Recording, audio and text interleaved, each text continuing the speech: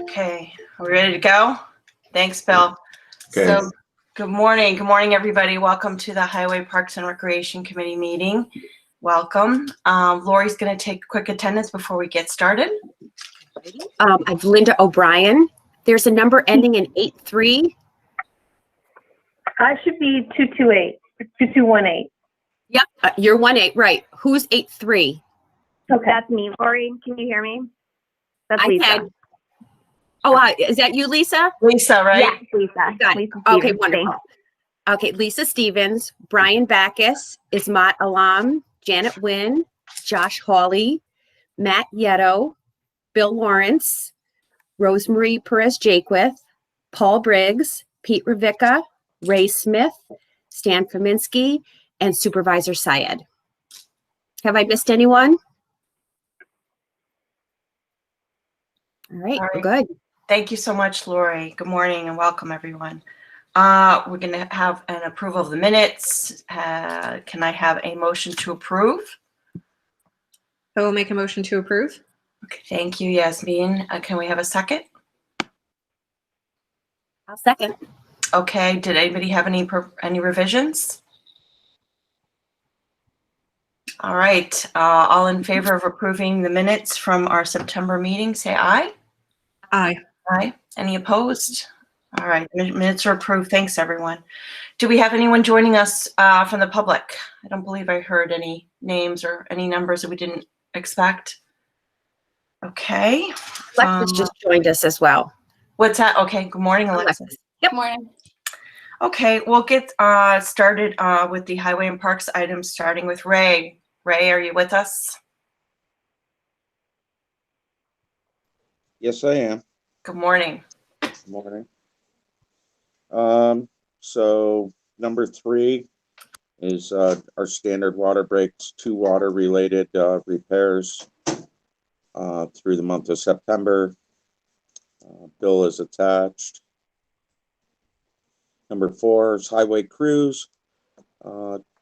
I spoke of this last month that once the paving was done, we'd be working off the resident request list, trees, landscaping, basin washouts, etc. So crews are all out working on that. Number 5 is yard waste. Loose brush is this week in zones 1 and 2. Packers are out. Going relatively well, starting to get heavy again with the fall and the leaves stuff. So taking some time. Our schedule is posted on the website and was published in the Gazette and Niskuna paper there. And that was for loose leaf also. So that's going well. Number 6, speed signs.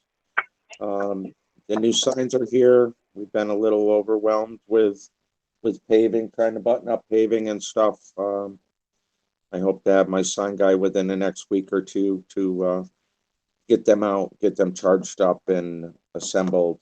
And I will collaborate with the police department in the placement of those. Number 7, parks. Ray, yeah. sorry, on the signs, I think it was on the agenda for public safety yesterday. And I know Alexis asked about maybe putting off, and I'm not sure if we can do it at this point. There's like a, we had like a year, right, of free software coverage, Alexis. So I don't know if it would be worth at this point contacting them and say we haven't gotten started to see if we can, put that off. I'm pretty confident that they'll be out before the end of the month, Rosemary. So I think it would be probably premature to cancel it now. Okay, I get it might be worth a look only if it started a couple of months ago, to sort of put it to this month. Yeah, I mean, wouldn't be canceling it. They're really trying to push us to buy at the end of the free 1 year, the cloud subscription service. So if I just say we haven't had an opportunity because of, all of the backlog of work to really take advantage of it, can we wait to start the 1 year until, I'll say October 31st. That will just buy us some more time. It's not canceling it. And I'm sure they'd be happy to do so because, like I said, they're salespeople.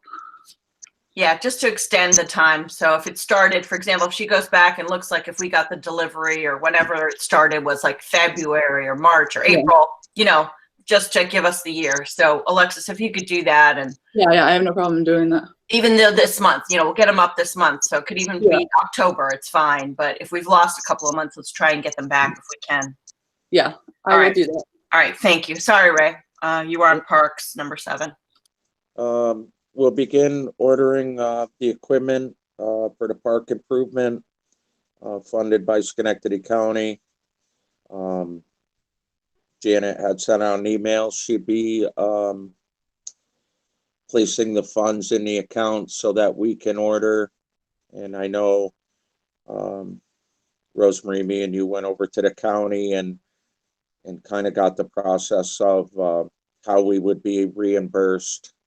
And it sounded like it would work out pretty well where we wouldn't be fronting that money for a very long period. So. Right. And maybe Ismat and or Jan, I don't know if Janet's on the call, but I know Ismat as in terms of, I know there was some push to make sure that we get them, if we can get the money spent the same year that it's been, allocated. So are you guys looking by the end of the year, Ismat? Is that the deadline for getting it done and reimbursed? That's right. So we want to get as much money before the year end as possible. Okay. All right. Well, thank you for that. We'll work on that. So the only 2 items on that, Rosemary, would be the surfacing of the courts. If it does get too cold before we make a decision to do that, that would be put off till spring. And also the availability of a contractor to do the ADA required entranceway to the bathroom at Blatnick. So those are the only couple items. I think as far as the equipment and that, I think we could readily along with that. How would that work then, Ismat, if we're not able to, because of weather, do what we need to do in terms of the money from the county? I set them up we as a project, and so they're a multi-year fund. Okay. Okay. Hi, Janet. Thank you. All right. It's just an issue of loaning money from the operating fund to the capital projects account and then paying it back. And if we can do it in the same year, that would be wonderful. But if not, it's, we'll get it done. Okay. We'll keep an eye on that. Thanks. All right. Thank you. I just have a quick question. In terms of, I'm looking at the items that were exhibited, an exhibit to the agreement where the county agreed to provide us with this grant. Is there any intersection with our licensing agreements whereby the licensee has agreed to maintain, or, for example, I'm looking at like girls softball netting, River Road Park, or like bleachers for town playing fields? Are those items that we have the responsibility to be maintaining in the first place, or is this going to be something that we should get, Miss Unit girl softball involved, or Miss Unit baseball involved? So Ray had an idea about the bleachers, and I'll let him speak to that. But the netting was a question I wasn't really sure about, whether there had been, some agreement with the girls softball about that. So, I do think we need to address that. That did come up. It wasn't clear. It looked like it was, the money's being given to us, but that is a good point. We'll have to address it. But the bleachers, Ray had an idea about the bleachers, that they're going to be kind of not in one place, right, Ray? Yeah, so we got some literature together on some bleachers, and there's a few different options which we'll discuss today when we do our thing. So as far as the grant goes, like the netting for baseball, for girls softball, because it's written in the grant, it has to be used for that specific thing. So we had talked about netting to shield the playground from field 1 for many years. So whatever the relevancy is, whether it was given to us to use in behalf of baseball or whatever, we need to move forward with these projects and keep them in-house. So There's no need to involve the groups. I think if anybody had reached out and that was decided that that was one of the items we were given, I think it was given on both behalves. So we'll move forward with the netting and we'll move forward with everything on this list. So there's really no need to involve any of the groups in. Obviously, we'll be thanking the county in a way, regardless. And if they want to be part of that, that's fine. But in the inner workings, I would say that the town will handle these projects. And it'll be our responsibility, to Alexis's point, to maintain it. For example, even though, you know, it's a Niski and a girls softball netting, it's given to us, we'll maintain it if there are issues, right, Ray? Right, just like anything else, any improvements that are done by the groups or whatever become the responsibility of the town.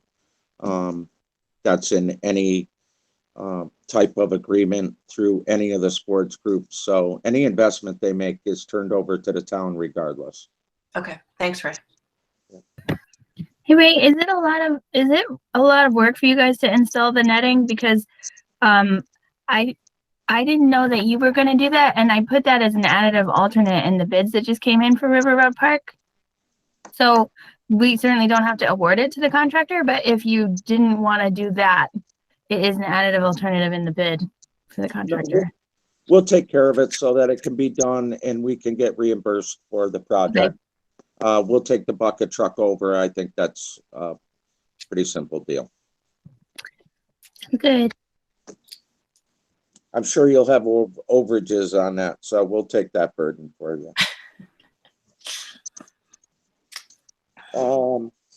Paving and ADA transition plan, number 8.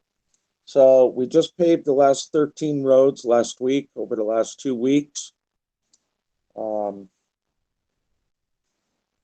I've attached a list on the agenda. So it would be number 14 through 26. With the ADA transition plan, some of the paving that was done around Plum Street and Van Antwerp, we redid the sidewalks in that area leading to Hillside School. Same on Ray and Plum, where the sidewalks meet the road. We did new aprons into the sidewalks for a smooth transition. I know that was part of the ADA plan. We've been doing it all along, but just so that it's on the record that we did make these accommodations when we did our paving. Hey, Laura, I know you did the inventory, and thank you, Ray. I was really surprised that you were able to get that done. I know I had emailed you and bothered you about it in the winter, so I was very happily surprised when you told me that you were able to get that done. But Laura, do you know how the intern who helped us work on the inventory went out and photographed all of the areas in need of attention? Like, do you think it's maybe perhaps worth it for us to go out and just take, not take photos, but somehow have a checklist that's more than just meeting minutes showing the improvements that we've made in the progress, so that 2 years from now we can look back and have like a visual demonstrative to show the progress that's been made to justify perhaps increases in the budget or what have you. And Laura, if so, who would be responsible for doing that? I don't mind doing it, but I don't think it would fall within my purview. Yeah, Ray, are you able to kind of estimate what those curb ramps cost you? Can you carve those out of the project and just send like an email of what the curb ramps cost? Because we're supposed beyond what we would normally make a transition. I mean, if it was something extra, say 10 or 15 feet of sidewalk that needed to be resurfaced, I could do it that way. But for me, just to tie into curb cuts and sidewalks, that's part of my milling out process so that you got a smooth transition. I mean, that's just part of the doing the job right. Yeah, I know. But what we should do, because the federal government requires us to spend money on making sure that when we are rehabbing our public infrastructure, that it's ADA compliant, is maybe like assign $1,000 or $500 to each one of those, and then say, okay, so you did like 6 of them or whatever, then you've got $6,000 that you can show the federal government that you spent on ADA ramps. And then we put it in our project that we spent that money that year, because we actually get money withheld if we don't spend money every year on curb ramps is the issue. Laura, this is Ismet. So do we start this year? We have to start the program this year, right? Yeah, we adopted it this January. Yeah. Okay, because in the budget we have, I have put aside $10,000 for that. Oh, you did. Okay. Yeah. So I understand you're sort of making it up, Ray, but do you think you could just say that however many you did, and then just kind of estimate like the amount of concrete it was or whatever? And I don't think he's making it up in so much as he's saying that Ray has been doing the ADA compliant work all along, and that it's just, it's consistent with the plan because it's consistent with the way he goes about his work. So perhaps if you could just roughly value the time spent, the labor put into doing those curb cuts. I know it would be difficult for you to approximate how much of it would cost if you had just not made it ADA compliant. But I think what we're just looking for is the services rendered and the number of curb runs that were taken care of in that Plum Story area. It doesn't need to be an exact science. We can go over the list, and I can have DJ do like a square foot area wise, like the same way that we plan for our paving, the tack coat, the pavement for that square footage. He can go through the existing list that we did this year and kind of identify and block it out so that at least you have something. That'd be great, Ray. Thanks very much. Yep. Thanks, Ray. And also, while we're on paving, Lock 7 Road, which was a project that we've been talking about for a while. The state had finished their culvert down below. They did not get to pave this year, unfortunately, between the COVID and losing of some funds in their project. They didn't get to pave their part, which we were waiting to match up to them. So with time running out the way it was, I had been talking to them back and forth, so I kind of knew where they were going to be. So we went down, we milled the whole road from Rosendale all the way to what we own, going down towards the lock, about 2,700 feet. We milled it all out, we T&L'd it, and we topped it in 1 week's time. So from milling on Monday to T&L'ing on Thursday and finishing the paving on Friday afternoon. Quite an accomplishment for as much that was there. It came out beautiful. Great improvement. Nice. Great improvement. And I'd like to thank my workers for the effort that they put in doing this project. That's something that happened in a week's time. The impact was small on people. A couple days they couldn't park in the parking area to ride bikes, but people, went to the train station or were directed to Line Drive. So just a tribute to them for getting this done. And also, when we were down there, we paved the water treatment plant. And once again, Josh Walters, Mike Borowski, Timmy Nagel, all did their part to help this happen. And it was quite an accomplishment for a few days. And I'd like to thank them as well for their help in this project. It went well. It was beautiful. Ray. It's really nice. Hey, Ray, it's Matt. I want to thank you and your department as well for all the work down there at Lock 7 and at the water plant. It's been a long time coming. That road, the access road into the plant, was in need of paving for probably 10 to 15 years. So everybody's very happy with it. It's going to help protect our equipment and even our employees' vehicles. It was getting pretty rough.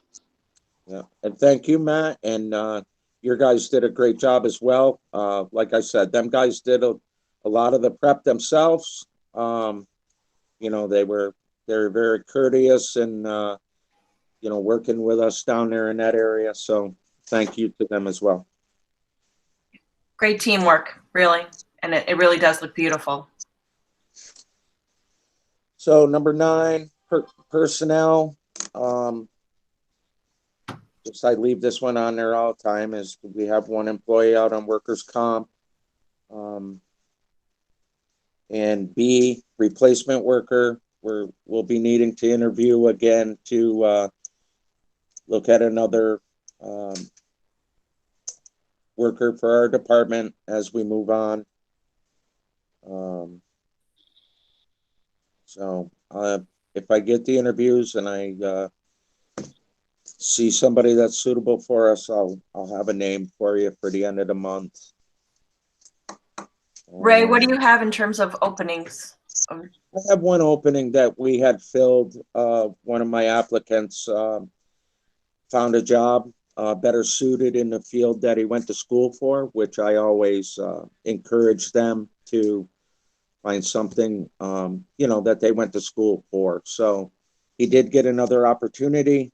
That was one of the ones that we had approved a month or so ago. Okay. So I'll be looking to refill that vacancy. And as I recall, that was also one we tried to fill the month before or 2 months before, right? So it's the same opening that we've been trying. Okay. Right. And I mean, it's with the COVID thing and bringing people in, we've been very cautious. So, and with everything that's going on, a lot of times we're out on the road, and I really don't have a lot of office time, or it doesn't work for them, or it doesn't work for me. So we'll get to it. It's just a matter of having some time to do it. That's all. No, I just wanted to make clear that this was not like this is an opening that we tried to fill, a few months ago, tried to fill again last month. It's the same opening. Okay. Thank you. Can I ask a question? Ray, what is the title of the position? What's that? What is the position? What's the title? It's just a grounds maintenance worker. Okay, got it. Thank you. Yeah, it's the entry level, is not. Okay, got it. We're still backfilling the retirees, Matt. So that's all that is. Oh, I thought they were already backfilled. Okay. Well, we did, again, that's why I was sort of trying to speak to that. I think we tried that. We appointed someone, I think, the last town board meeting, or maybe it was the one before. And then this person just, again, got a position in their field. So it's open again. And we had tried to fill that very position, I think, a month or two before that. So it's an entry level grounds worker. I didn't realize we'd lost that person, but again, it's that entry level position. All right. Town hall lock system. Do you have an update on that, Ray? I do, and they talked about this in public safety. I passed what information I had along. So last month, the money was approved for this lock system. Charlie Bergami is wrapping up some contracts. I believe he'll be going to the supervisor to get them signed, just finalize up some paperwork, and then they'll be ordering the parts and getting to work on that. So I expect that to move forward in the near future. Are we doing that, or is that part of the contract? They're coming in and installing it? That's part of the contract to install. Okay. All right. Before we move off of you, I know there was email late yesterday afternoon about the NCAP signs.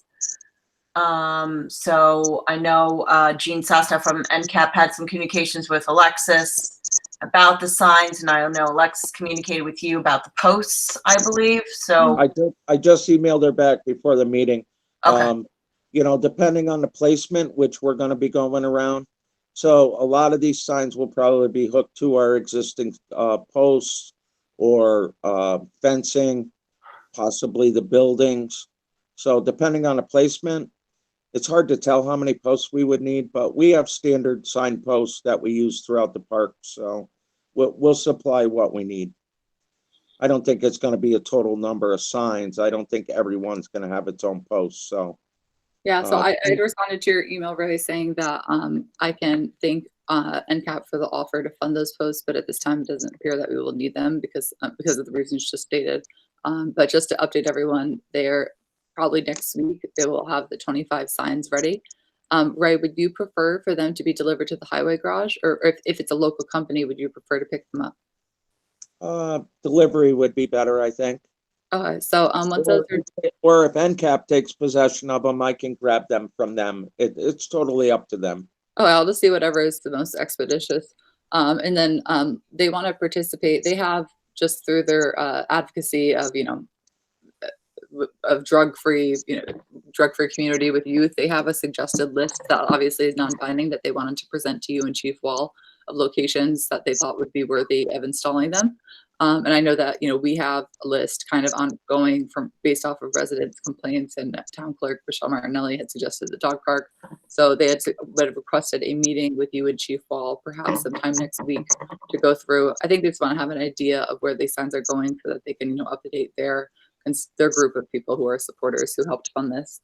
So if you want to just let me know your availability, and Chief Wall, I'll talk to her as well so I can set up that meeting before they're installed. Okay. And That then, works. yeah, this is a question for the comptroller's office. So we're accepting these signs as a gift. They were donated to us. I don't believe, do we need to have any do we need to monetize their value or something? Is there anything that we need to do to accept this gift that needs to be done through your office? Yes, I did a budget ad when the Stewarts gave the police department gift cards for coffee and stuff to use for coffee with a cop. So it just give us the information and the dollar amount, and it's a revenue in and expense out, so it zeroes out, but at least it puts the gift on the book. Oh yeah, because they received a grant, and I know so that was a fixed dollar amount grant, and they said they used the entire grant on this, so we should be able to figure out how much it's worth. But So usually we look at the fair market value, and that's where we book it. okay, so yeah, I will send you. I will either connect you with the president of NICAP, and she could probably have that information, or I can send you the grant information, whatever would be easier. It wasn't a matching grant; it was just fully by the grant.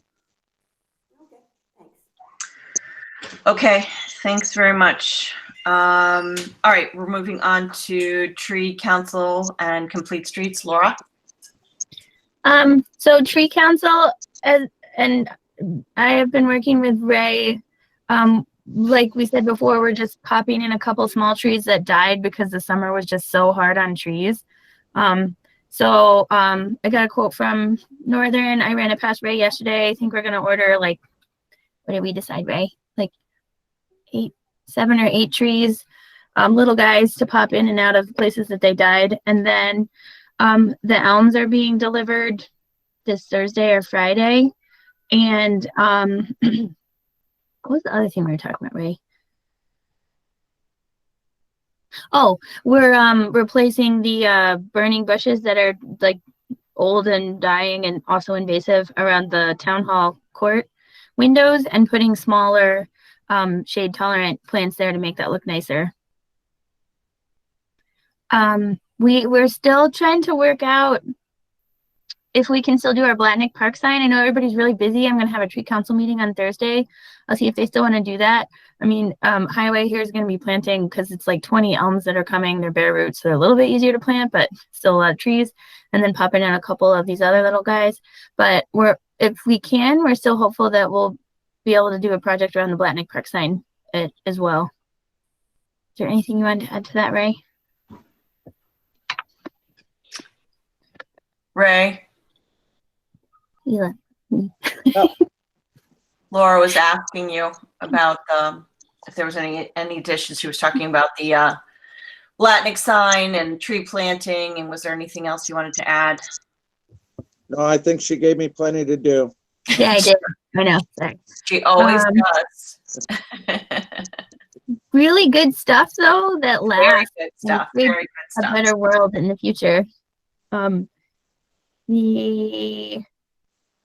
Okay, so the Complete Streets Committee, this is what I was talking to you about yesterday, Ray. Like, we wanted to do a drive-through plan because we couldn't really do our bike festival. So this was what we were thinking on Regent. Actually, I've already talked to some of the people who live in this area. We can put basically like a you're entering the demonstration area here sign, and here sorry, this is like blocking the little thing. And then down here. And then we'd have like a mixture of share rows and just demonstration chicanes, because we talk about chicanes trying to slow down traffic in Old Niskuna all the time, but we've never really gotten anybody's opinion on them. And oops, this is the wrong one. What we were thinking is it's sort of like a combination of hay bales and traffic cones. It doesn't go as far out into the road as this. It's more like this. It's a couple feet out.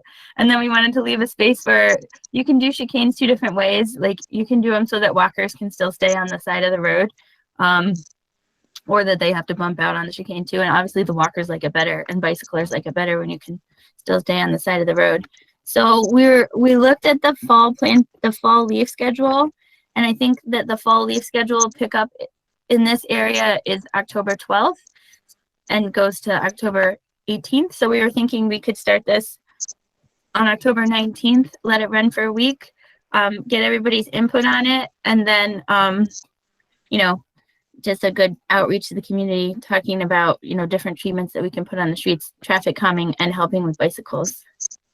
So Laura, this is going to be like a temporary thing that just sort of like a model to put up to. Yeah, just get people's opinions, like specifically like people driving through or people living there. They could just be like, I hate it. Or they could be like, yeah, it definitely really helped. We want to look at doing something more permanent.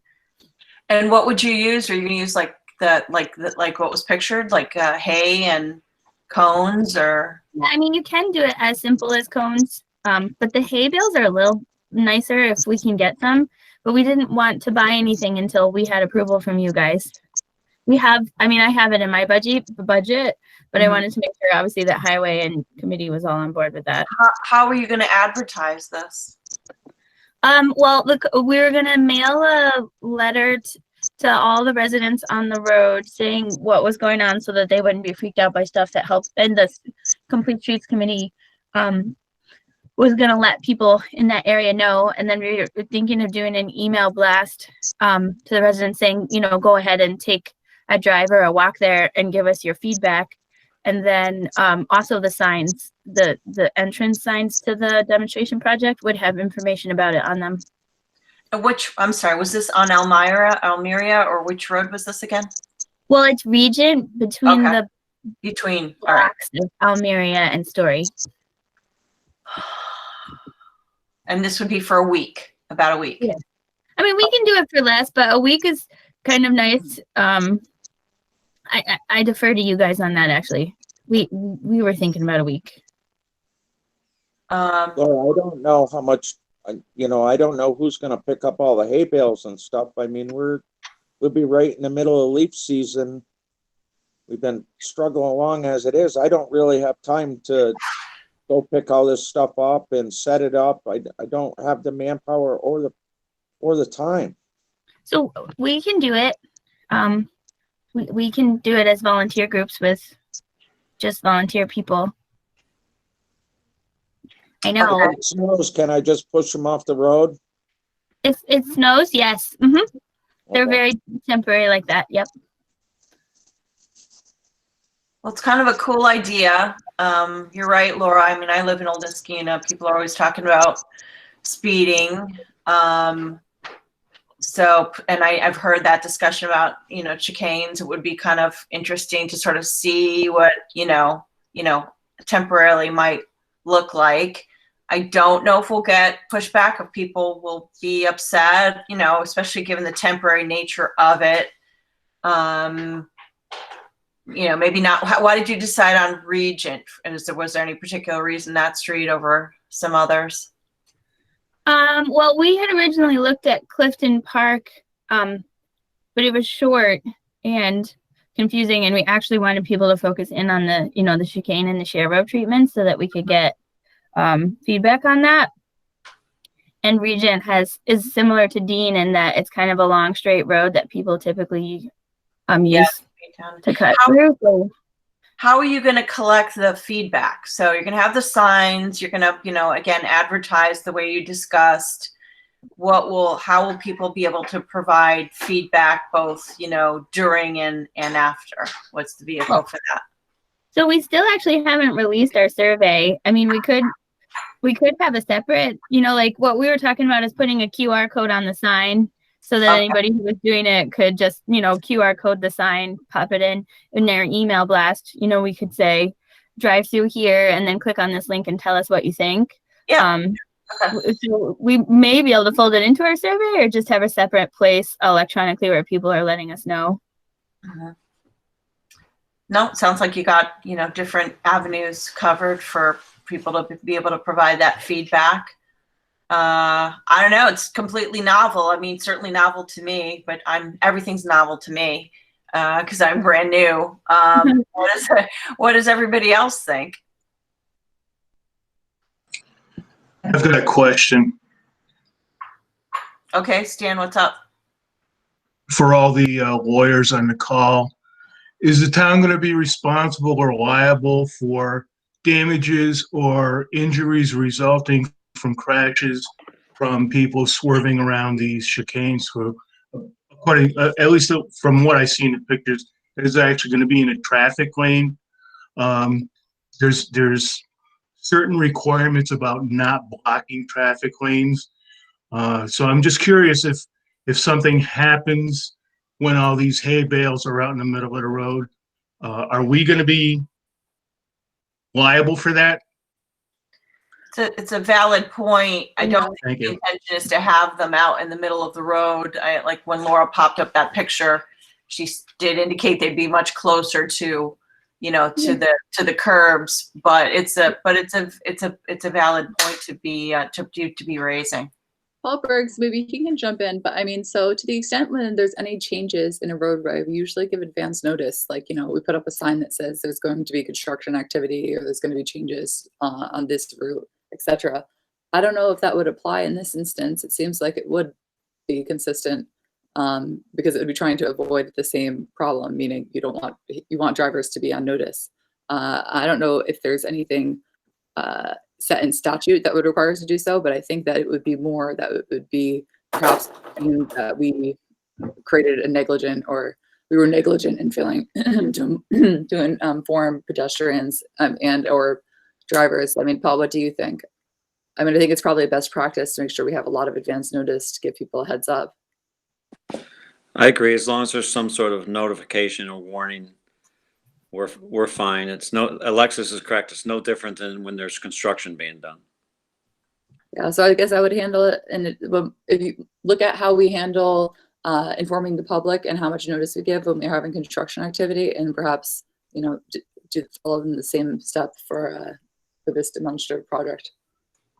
So like Mohawk, like the water line on Mohawk, like. Or just like the traffic circle for Rosendale, like how we get signs in advance. Okay. Laura, what's the cost of this project would be?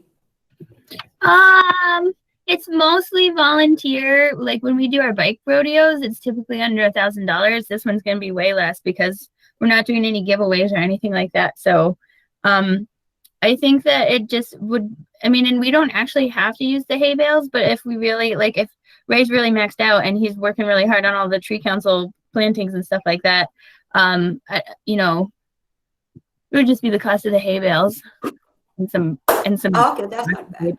And you have money in your budget, right? Yep. Mm-hmm. Thank you. I'm thinking maybe like $200. I don't really know how much hay bales cost. I know Tess found some.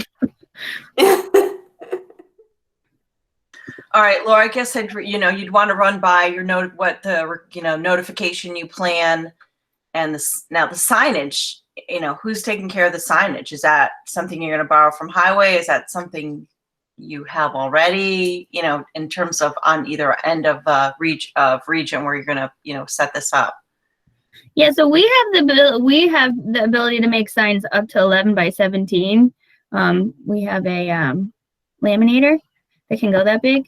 But I think that probably if we want to do notification and warning and put up like just a couple like actual like traffic signs, like, you know, slow down, construction ahead or something like that, we'd have to borrow them from somebody. Okay, from highway. So I guess I would just say, given, you know, what we just discussed, that you should, you know, have a, you know, detailed plan for the signage and the notice make sure that, Ray can, get the signs that you need, and that the town attorney's office, gives you the go ahead and says, okay, in Okay. terms of notification. But, I'm for giving it a go, to try it out. And we can, anybody else have any, thoughts about it? It is different. There are some issues, but I'm willing to give it a try.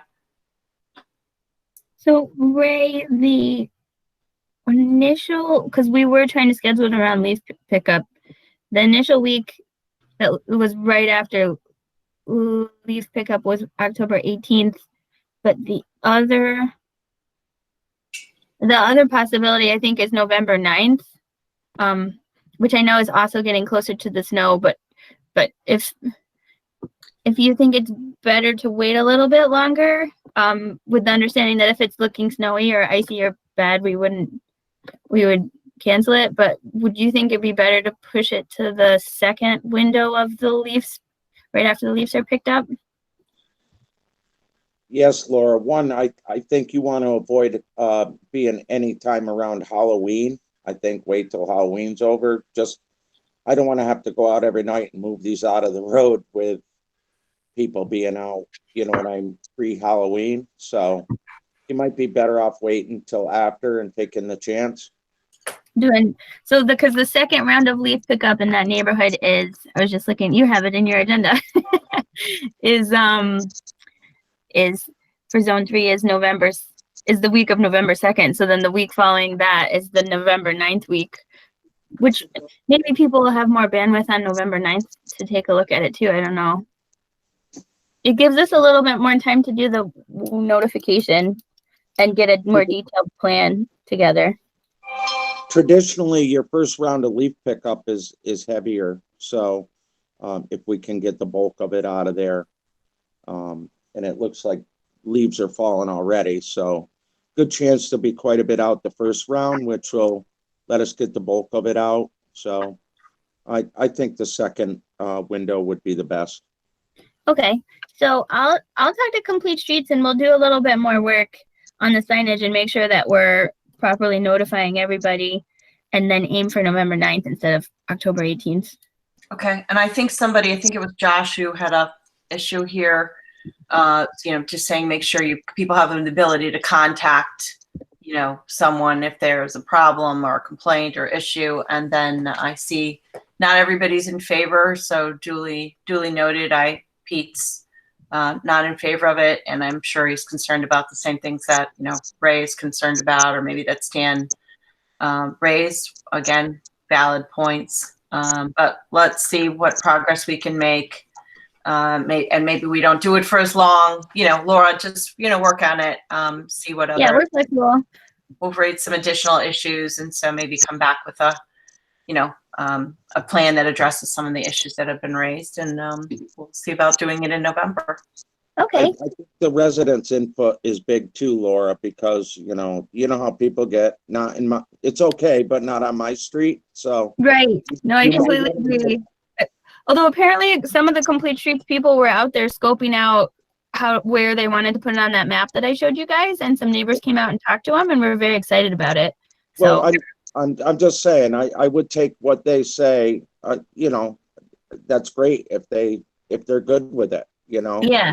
They are in the area of a school, so they're used to people walking. They're used to seeing people, walking up the edge of the road. So you may get overwhelming support, but I'm just saying, take what they think in stride with your scope of your project. Yeah, definitely. That's a big. There are a lot of kids on that street. That's a very popular Halloween street. So a lot of kids. So it might be welcome for that reason, in terms of people really want, things slowed down. And they are, to Ray's point there, the kids cut down Regent to go over to Story to walk to VA, or, so there are a lot of walkers on that street. So I agree with Ray, input from the residents would be good to have. You want to get as much buy-in, because you don't want to be fielding complaints. Yeah. All right, great. Well, I appreciate the tree council looking at that, trying to come up with some cool ideas and things to try. appreciate our volunteers, and I think it's a great idea. It's got some issues, but I think it's a great idea. Did you have anything on Complete Streets, Laura? Oh, that was Complete Streets. Tree Oh, sorry. Council is all the work that I gave. Sorry, you're Ray. right. I'm getting them confused. Sorry. That was- They're great. They're all great. All of our volunteers are great. Yeah. All right.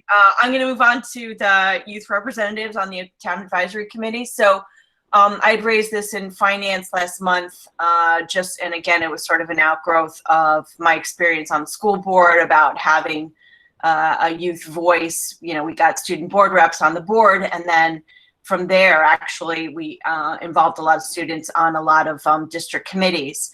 In this instance, I was wondering if it wouldn't be lovely to, we have all these great, again, back to what I was just saying, all these great committees and advisory committees and groups that, provide some assistance in an advisory capacity to the town board. And wouldn't it be nice to have, a youth voice? Because often what happens is we take resumes for these groups, and of course, most adults have, better resumes than a lot of our students are able to, have, in that stage of their lives. So actually, since then, I started talking to Laura about this, and Laura's actually been approached by a couple of people about, students that are interested in serving in some of these committees. So we started a discussion about which ones might be a good pilot to start out with. And Laura, correct me if I'm wrong, we talked about the Climate Smart Task Force, Conservation Advisory Committee, Complete Streets, and Tree Council. I think we sort of said those four for sure. I don't know if Historical Committee, or if we just want to start with those four, since maybe those are the four that you've had some interest in. And then I also asked Alexis to send me a number of resolutions just to get some background on how a lot of these were created, and want to focus on ones that don't have any sort of formal, voting procedure, that they just, again, act as in an advisory capacity, do this kind of work that we've been talking about. Laura, I don't know if you want to, again, chime in here a little bit on the interest that you've gleaned from folks. Yeah, I just, I've had a couple people reach out to me talking about wanting, to participate, and they were in high school. And, because it looks good on their resumes, like they do care, they want to see how it works, they want to be involved. And so I'm 100% in favor of allowing like a seat on each one of those committees for a new generation. I think it's a great idea. And this would be in addition to, we're not, we'd be adding just a designated, youth spot on, at least these four committees to start. Again, to Laura's point, it's an opportunity for them to learn how these things work, but also to provide us with that, youth voice, young adult voice. And I was sort of thinking of high school to college age. So we could put an age limit, someone, whatever, if we wanted to say 14 to 22 or 23, or if we just wanted to say high school or college, student. I'll let Alexis help, with, I started talking to her about what the resolution or resolutions might look like, if we should do one for each one, or whether there should be one resolution that sort of covers, this position for at least these four. We'll work that out, but sort of interested in anybody else's, input or perspective on this.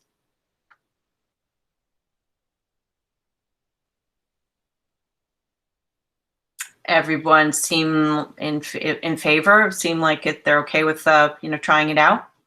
Yeah, I think it's a very good idea. I think that if there's people who want to be involved who aren't able to commit to attending the night meetings, then perhaps we could expand it. I don't want to get, too ahead of ourselves, but expand it to be more broadly like an internship experience, with various department heads shadowing them, what have you. That's just something I thought, for purposes, if you're interested in, municipal law, which I don't know how many people would be lining up for that maybe they would want to, shadow me in some of the negotiations or something. Yeah, that could be somewhere this could grow. again, it's another way to serve all of our residents to provide that experience. But if no one's, if no one objects, we'll pass on the recommendation that at least, we'd like to have these, youth representative positions on these 4 advisory committees as a pilot, see how it goes, and maybe expand it from there. And I don't, Rosemary, as I said last time, it's a wonderful idea.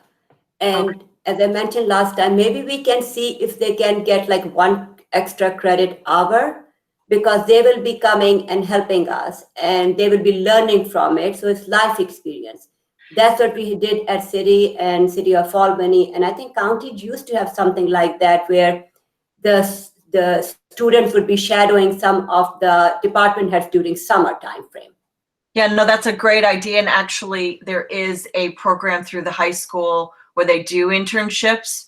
So if we, advertise this and we can communicate if they're high school students, for example, we can say, hey, because the way the program works at the high school, as I recall, and I'm forgetting who the coordinator of it is, but she basically says, she has sort of a list of potential internships, but also encourages students to go out and seek their own.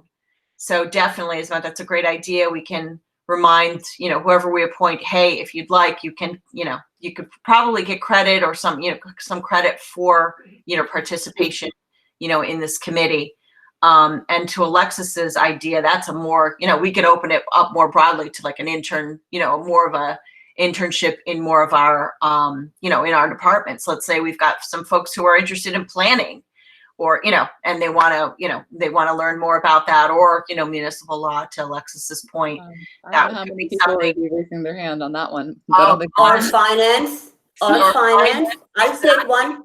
Finance is another one. So we could open that up.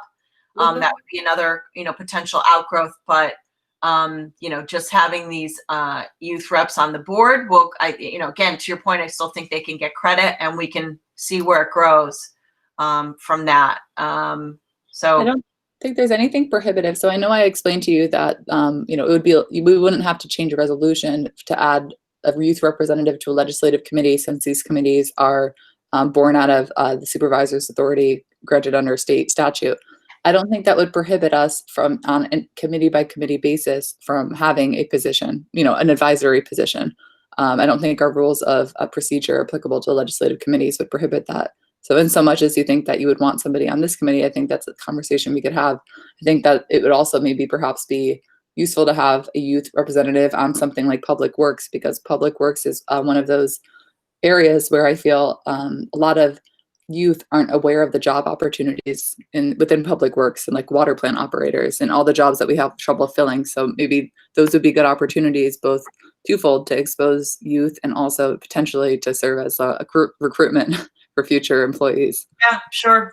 No, we could certainly do that right independently. I was just thinking in terms of, normally when we have openings, when some of these task force or groups have been created, there's a certain number and the town board appoints, people apply and they're, appointed. So I was sort of thinking that we would have to do the same thing for, these 4. And so that's why I was looking for guidance from you in terms of, how to do that. To your point about this individual, committee or any other legislative committee, I agree with you. You can have anybody who you'd like, who might be interested, participate. All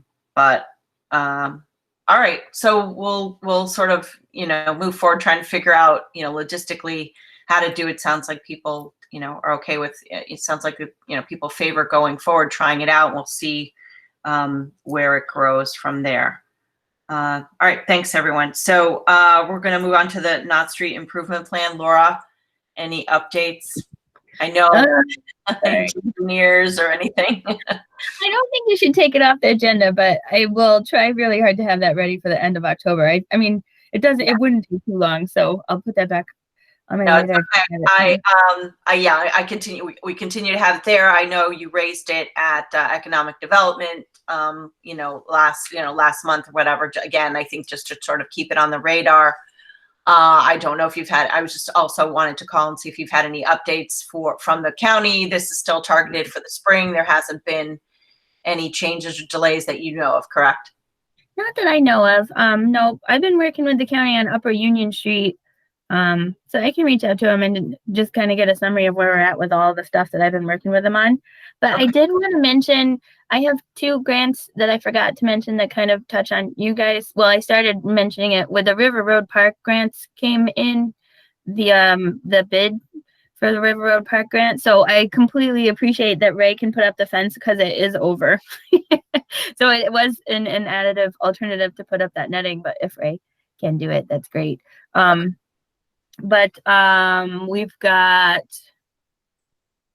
We had 6 bids, which is great. And one of them, you know, the apparent low bidder looks really good. I think it is over budget. I was going to put together a budget email and send it out to everybody. I talked to Yasmin about it yesterday. I mean, I think the bids come in a little higher when you bid towards the end of the year, but my understanding is that it's a really good time of the year to put the drainage in because the fields aren't being used. It allows them to like settle and then they work good in the spring. So, I mean, you guys could say, nope, we're over budget. We want to rebid it in the spring, or you could say, this looks good. You know, we added things in there that we're going to add in cost. I really think from my opinion, and I was looking at it with the engineers, it looks very reasonable. So my recommendation would be that you actually put it on the agenda, the special meeting for October 13th, because if we don't get it going on October 13th, I don't think that you'll have time to do the fields. If we wait until the end of October, if we do get it on October 13th, that gives them a jump. I think that they'd be able to do the drainage on the fields, and then they would probably start the bathrooms in the spring. So I was going to send that email out. I can't remember exactly what the number is. I can look at my email really fast. I think it's $573,000. And what was the budget amount was? The budget amount was, it's a $250,000 grant, and then we bonded $250,000. But we do have engineering that we've also spent on that project. So it's, Okay. you know, it's like $80,000 to $100,000 probably over budget. I don't think that if you bid it out in the spring, you're going to get $100,000 reduction. I think you may get, you know, maybe a $20,000 or $30,000 reduction, and that is just a crystal ball, because if construction materials continue to go up and stuff like that, it could be more expensive if you wait. But traditionally, if you bid stuff very late in the season, it can come in high. I do understand. The only thing is that the city, I mean, the town is in a fiscal crisis right now. So, yeah. So my marching orders are always to get things done and go forward. If you guys say it's too much money, then, you know, that's the direction. I don't make that call. I've got the bids in, they're there. I'm telling you that it's probably, you know, it's probably about what it would cost. You know, you can roll the dice and see if it'll come in a little bit under in the spring. It's a gamble. Laura, now. This is something we've been, you know, doing jointly with Niskina girls softball. Are they aware? Okay. Are they, Laura, are they aware that it's come in over bid? Meaning, is there any way to maybe, you know, if they want to get this done, and I know they do, to get them to kick in a little bit more? I mean, we can have that conversation with them. To me, what they've already committed to kicking in, I think, is over and above really what any organization can fundraise. And I think it's difficult when you're kicking in that kind of stuff, because like what they can fundraise for are pieces of equipment and scoreboards and stuff where they can put people's like sponsors. They can put the names of the people who helped fundraise with them on things that people can see. Nobody can see under drains in a field. But I mean, we can certainly reach out. I just think it's a heavy lift for an organization like that to fundraise, you know, $70,000. No, I know what you're saying. They've been incredibly generous. They're kicking in like the other $250,000, right, Laura? That's about right? They're committed to fundraise something like $80,000 already. Okay. Which, you know, in this climate, like, you know, that's substantial. Yep, that's substantial. But I just mean, I know they're anxious to get it done if it's, coming in, so over budget. I don't know. I understand that. I think they've been generous and great, but it's worth a conversation. I mean, I always ask, what's the worst they can say is no, right? But I didn't realize it had come in, that much over. And if it's potentially going to put it in jeopardy, I think at least we should have a conversation and, let them know what our fiscal, situation is and what do they want to do. If they don't have it, which is fine, we might say, well, I think we might have to put it off until spring in hopes that, the bids come back better or our fiscal situation is better. At least have that conversation. You know what I mean, Laura? Yeah. The other thing is, I mean, we can carve some stuff out of the bid. I don't know that you want to push it too much because this is a grant coming from the state. The state is in the same situation, that many governments are across the, the world. So, the longer that it's taking to get these grants forward and I'm just thinking out loud, but, the state has said already, like, they're not putting grants out anymore and stuff like that. So if we don't start spending them and they see money on the table, I don't know. Yeah, that's a valid point. No question. Right. I agree with you absolutely. But what is our share, Laura, for that grant? That is a zero match grant. It's $250,000 that they just give to us. But there's not very much that you can do in River Road Park. Well, I mean, there's lots you can do. And then we bonded money, right? Okay, so I thought that is some reimbursable grant, huh? Okay, that's something to think about then. Right. So you kind of want to get that money out and spend. No, we don't want to. They will take it. Right. That we could negotiate down or change the bathrooms to make them less expensive. I don't know that you can shave that much off of it. I think it was probably always somewhere in that range. That's why we bonded 500,000. I don't think it's that atypical to bond 500,000 and have something come in at 575, but. So where is the rest of the money is going to come from? From fund balance? Probably. Yeah, I think that we have dedicated the parkland funds to the Aquaduck Park projects, which are also grants, but needed that extra. So I don't think that there's parkland left. I don't know if there's something else out there besides parkland that would typically take care of something like this. No, I think we can meet offline and then go over the numbers.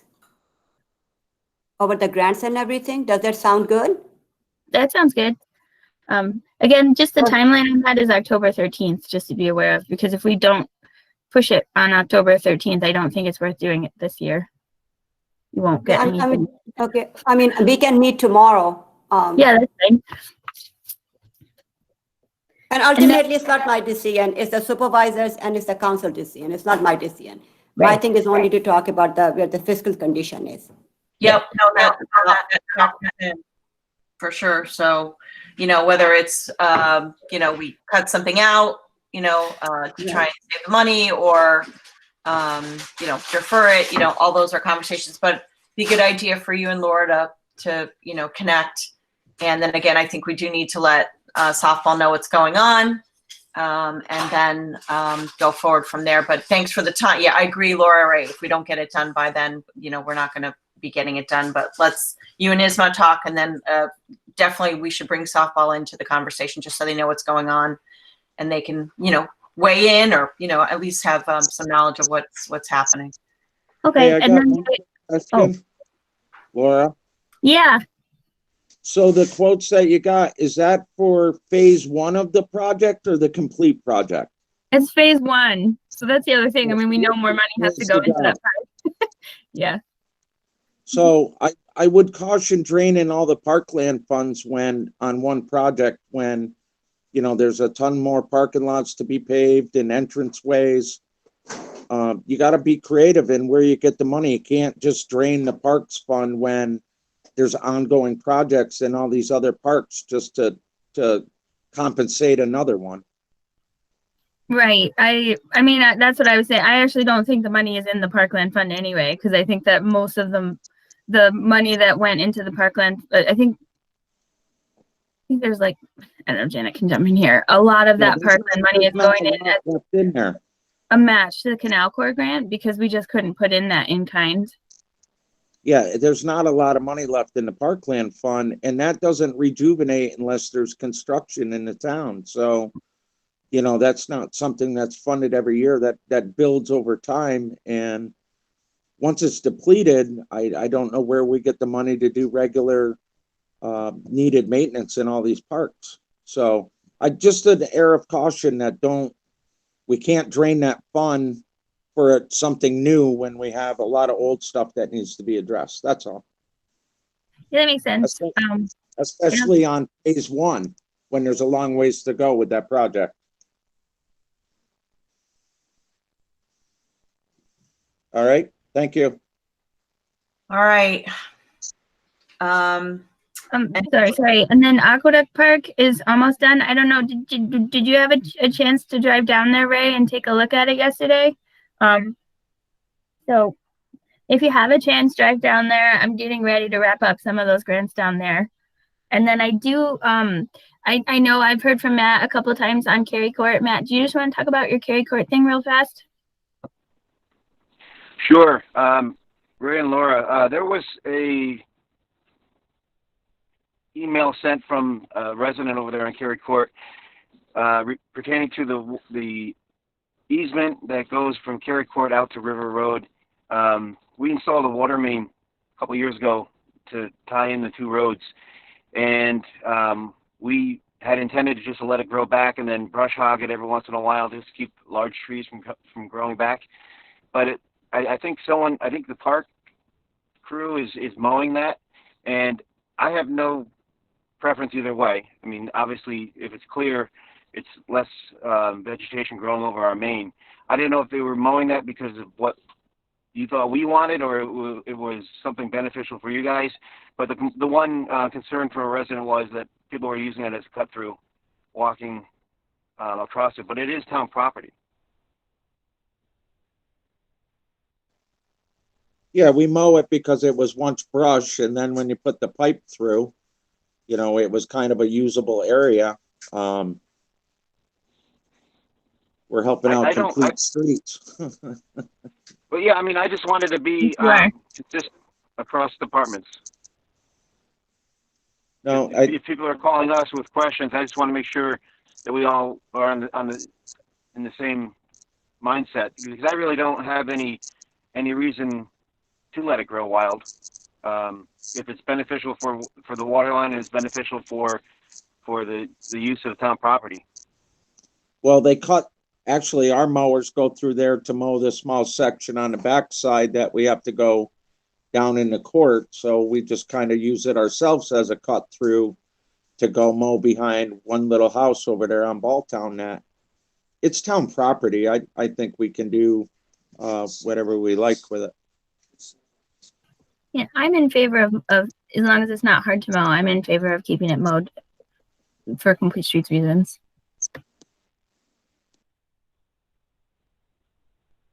That's fine. That works for me. Okay. Thanks, Matt.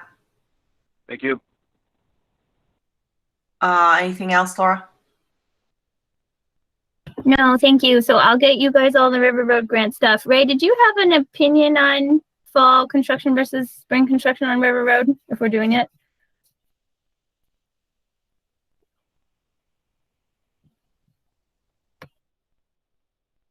Ray? Sorry about that. Had a glitch. What did she say? Oh, I was just wondering if it works, like logistically, there's any reason that it works better to do the fall construction versus the spring construction for you guys. In the parks? Yeah, for River Road. I mean, you may get a reduction if they can start the project in the fall and end it in the spring. I mean, there's a lot of groundwork and utility work that they could probably do in the fall. The groups are out of there then. The camps aren't there. So that's all stuff that if you start the project in the spring, it's going to be, not accommodating to the people that are there. A lot more precautions going to have to be taken with playground camps and stuff like that with people working in that area. So if you can afford it, I would move forward in the fall. Okay. Yeah. Thanks, Ray. Okay, thank you. I'm going to move on to farmers market. Just want to give a summary of the season. So we had a 10-week season starting in July, running through September 19th.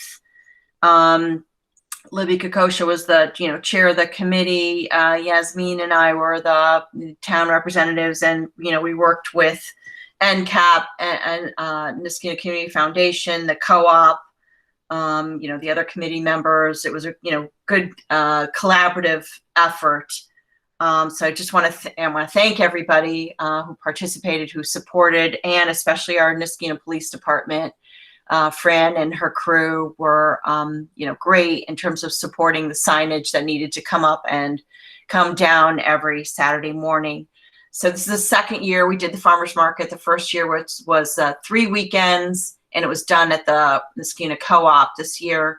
With COVID, we needed a bigger space. The place by the co-op is, pretty tight. They did really like it there. It did increase traffic to the co-op. And of course, that's great. We want to support our partners that way.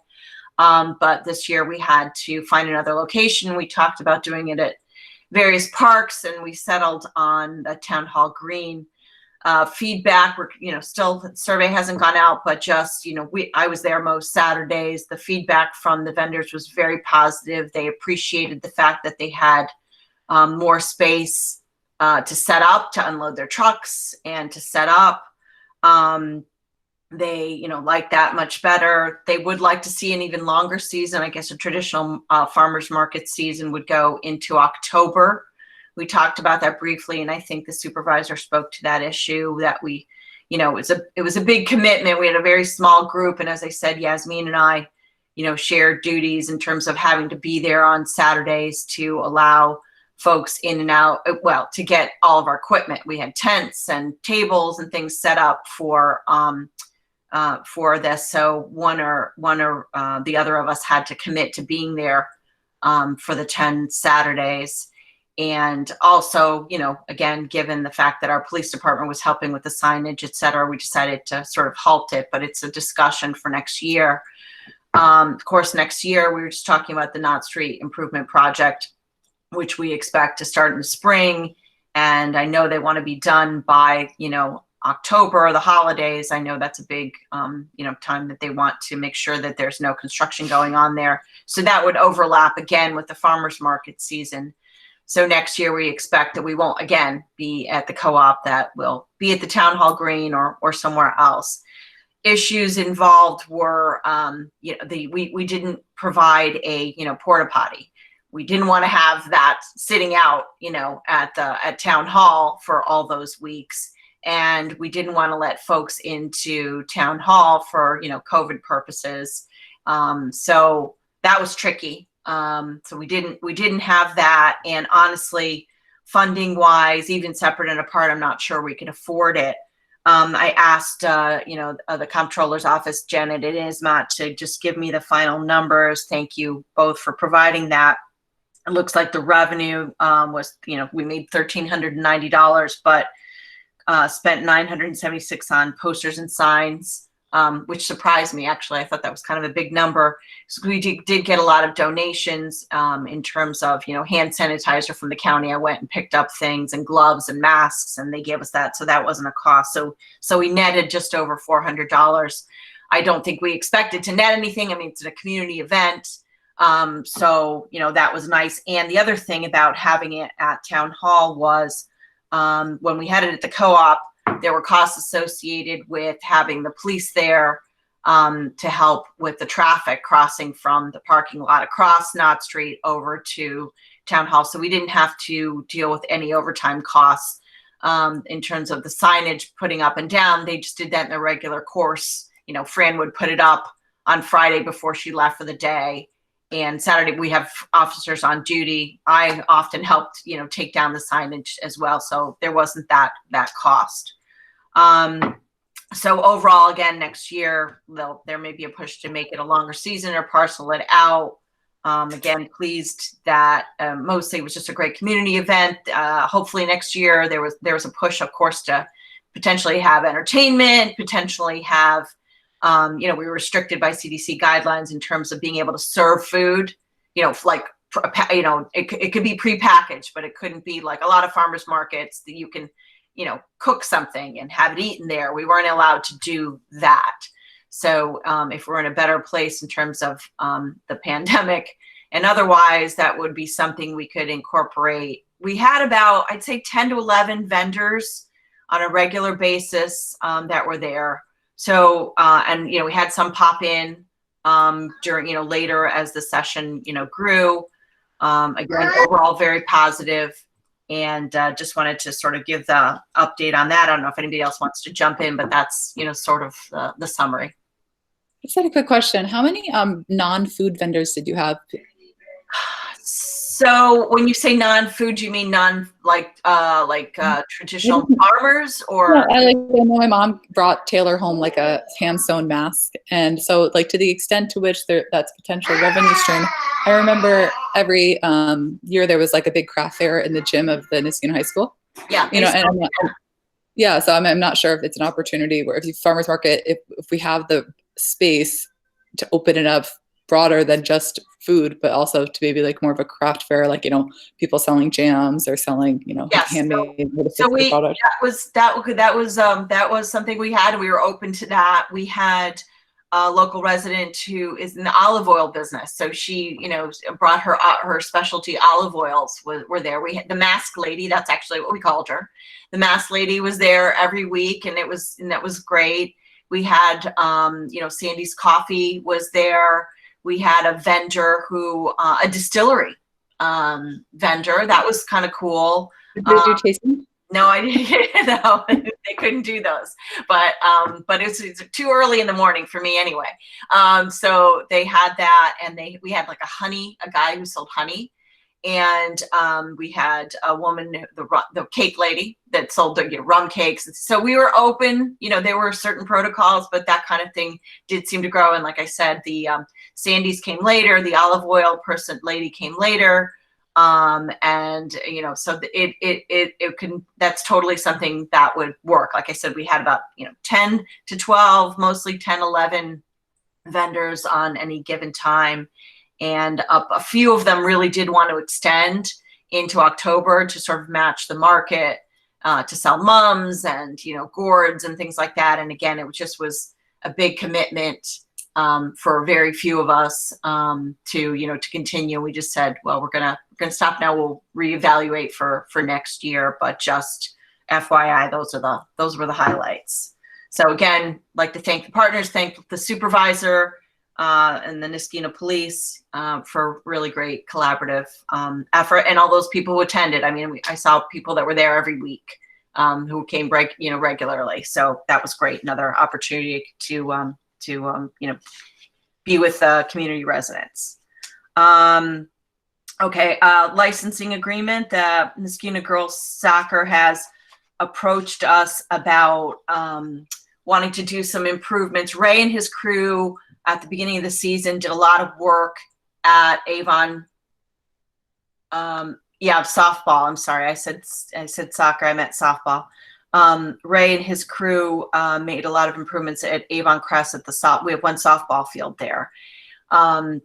But there's no storage there. A softball field often takes, really specialized equipment to maintain, and it was in bad shape, and they improved it, 100%. But it's something, I guess, that, to keep the upkeep, it really needs to, be tended to fairly regularly, 2 or 3 times a week. And something, obviously, right, we've got 500 acres to tend to, which is just not getting done. So they've approached us about taking on Avon Crest under their current licensing agreement that I think expires in 2023, maybe, Alexis, or 2022. I'm not sure, but 2025, but they have an option to renew for an additional 2 years. Okay. So we want to make sure that the agreement looking forward would be potentially in place through 2027. Okay, so we've got to take that into account. They want to do a number of improvements, And, you know, and my concern was making sure that, you know, we don't want to take the, you know, I want to make sure the space is available for our residents. So there was a lot of back and forth about that. And that was the, you know, my primary concern is that if they were going to make improvements, which are great, you know, in order to all of our benefit, that I didn't want, I want to make sure that this remained a resident asset. And so that was, you know, understood. And, you know, they, you know, so they'd have sort of, you know, dibs on certain nights, not all the time. I certainly didn't, you know, it's not like, and that's obviously what the licensing agreements spell out for the current, you know, girls softball agreement and the baseball agreement. And I, you know, I was very concerned about that. So we're still working through some of those details, but, you know, the improvements would be great. The additional revenue would be great. Ismat, I know you want to hear that. And also I heard it loud and clear. Yeah, but also, you know, want to make sure, you know, taxpayers support this. It's theirs, it's our residents, and I want to make sure that they have access as they needed. So that was something I stressed in conversation. So more to come on that. I asked Dave Apkarian, who's the head of softball, to sort of outline, you know, his proposal after our conversation, and I'm waiting for that, and I'll pass that along to Alexis for further conversations, but just wanted you to know that was on the horizon. Do you want me to take a stab at that? I mean, I know we're kind of have the upper hand since we have the agreement in front of us. Like, I don't mind adding those in and sending it to him to move the ball along. And I did misspoke. I was looking at an older agreement. So this term of an agreement expires on March 31st, 2023. Okay, that's what I thought. Okay.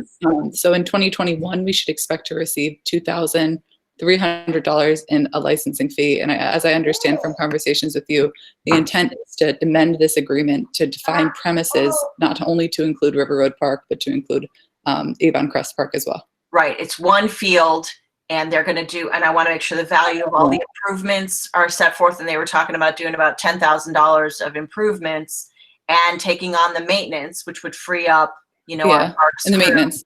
Yes, and then and have an additional revenue for that. So that's still where we're pay for those up front, or would those be a loan, something that town has to pay for, and then the payment would be a loan? They're gonna. My understanding is that we're not fronting any money. They'd be doing it. Good. Yeah, good, but I mean, that's a lot easier. The only thing I would add is that perhaps in this agreement we should set forth, I know Lori Peretti is familiar with this, is that during this summer, we had to have kind of standalone agreements for tournaments. So this could be an opportunity to clarify the cost of a tournaments during the term of their license agreement, how much they're expected to pay as a fee. Yes, so I mean, I'd be happy to do that. That because they've been paying the pavilion, you know, they've been paying the pavilion. Yeah, it's kind of been ad hoc. Yep, So and I also, Alexis, we've talked about this, and Lori knows about this. We want to, as we negotiate these things move forward, we want to make sure that it's understood that during our summer camps that we have, you know, we don't need to be, you know, and, you know, there's been a little bit of, you know, push and pull in terms of their use of the fields during our rec camps. And we want to make sure our rec camps can run on those fields and that, you know, uninterrupted, unimpeded.